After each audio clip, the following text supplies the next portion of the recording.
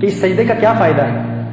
جب انسان سجدہ کرتا ہے 96 مرتبہ ہر روز آپ اللہ کی بارگاہ میں جب سجدہ کرتے ہیں تو آپ کے دماغ میں جب دوران خون کا اضافہ ہوتا ہے، جب بلڈ سرکولیشن کا اضافہ ہوتا ہے تو سائنسائٹس جیسی بیماریوں کا یہ مقابلہ کرتا ہے.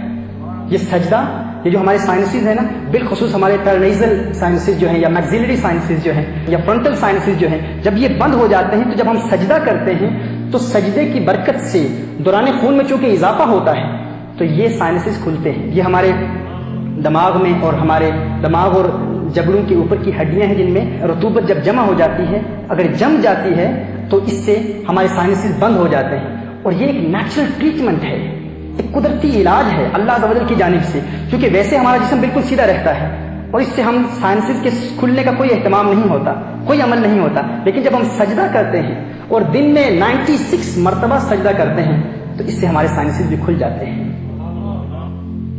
یعنی یہ اللہ عز و جل کی جانب سے یہ علاج ہے. اگر کسی کو سائنسائٹس کی بیماری کی شکایت ہو، وہ نماز ادا کرنا شروع کر دے، اللہ کی بارگاہ میں سجدے کرے اور ساتھ میں آپ صلی اللہ علیہ وآلہ وسلم کی سنت کے مطابق سجدے کرے. اب غور کریں کہ یہ ڈاکٹرز ہیں آپ کو جو دوا دیتے ہیں ناک کے بند نزلے کے علاج کے لیے، تو وہ کیا کہتے ہیں، کس ترتیب سے کہتے ہیں کہ کیسے دوا ڈالنی ہے. وہ کہتے ہیں اپنے سر کو جھکا کر. کیوں؟ کیونکہ سر کو جھکانے سے دوران خون کا اضافہ ہوتا ہے، بلڈ سرکولیشن کا اضافہ ہوتا ہے، جس سے سائنسز کھل جاتے ہیں. تو دیکھیے فائبروسائٹس کا علاج اور سائنسائٹس کا علاج اسی سجدے میں ہے. وہ ایک سجدہ جس کو تو گراں سمجھتا ہے، ہاں وہ ایک سجدہ جس کو تو گراں سمجھتا ہے، 1000 سجدوں سے دیتا ہے آدمی کو نجات. در در در دیے در در نال در بن جا ایک دردا. چول کتا کیوں خویندہ ہے در بن وقتاں وردہ. در در کی ٹھوکریں کھانے سے اللہ کی بارگاہ میں سجدہ کرو. بس یہ سجدہ، یہ عبادت، یہ نماز ہر بیماری کا علاج ہے.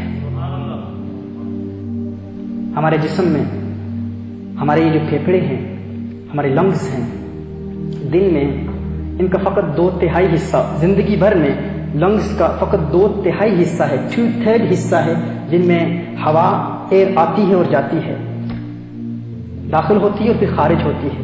یعنی 1/3 حصہ جو اس کا باقی 1/3 حصہ ہے، اس میں جو ایئر داخل ہوتی ہے وہ وہیں رکی رہتی ہے، وہ خارج نہیں ہوتی. اس کو ریزیڈول ایئر کہتے ہیں، جو انسان کے لنگز میں رہتی ہے، رکی رہتی ہے، ریزیڈول ایئر کہتے ہیں اس کو. اور یہ جو ایئر ہے یہ انسان کی لنگز میں رہتی ہے. کیوں؟ کیونکہ انسان جب سیدھا کھڑا رہتا ہے تو انسان کے پھیپھڑوں میں یہ 2/3 جو ہوا ہے فقط اسی کا دخول ہوتا ہے، اسی کا خروج ہوتا ہے، اور یہاں ہی فریش ایئر آتی ہے، فریش ایئر جاتی ہے. لیکن وہ جو ریزیڈول ایئر ہے اس کے خروج کا کیا اہتمام ہے؟ وہ سجدے میں ہے. یہ جو سجدہ ہم کرتے ہیں اس سے ہمارے ابڈومینل وسرا پر پریشر پڑتا ہے، اور ہمارے جب یہ پریشر ڈالتا ہے ہمارے ڈائفرام پر، اور اس کے ذریعے ہمارے لنگز پر پھر زور اور دباؤ پڑتا ہے. اور جب ہمارے لنگز کے اس حصے پر زور پڑتا ہے کہ جس کے نتیجے میں یہ ریزیڈول ایئر نکل جاتی ہے، یعنی ویسے 2/3 حصہ پھیپھڑوں سے ہوا کا خروج ہوتا ہے، لیکن جب ہم سجدہ کرتے ہیں اور دن میں 96 مرتبہ سجدہ کرتے ہیں، 96 مرتبہ ہم سجدہ کرتے ہیں، تو اس سجدے کی برکت کیا ہے کہ وہ ریزیڈول ایئر بھی نکل جاتی ہے اور اس کے نتیجے میں تازہ ہوا ہمارے لنگز میں آتی ہے اور وہ خارج ہوتی ہے. پھر کیا ہوتا ہے کہ انسان لنگز کی بیماریوں کے بہت کم، لنگ ڈیزیز کے بہت کم چانسز ہوتے ہیں. یہ بھی سجدے کی برکت ہے. اور پھیپھڑوں میں بھی قوت پیدا ہوتی ہے.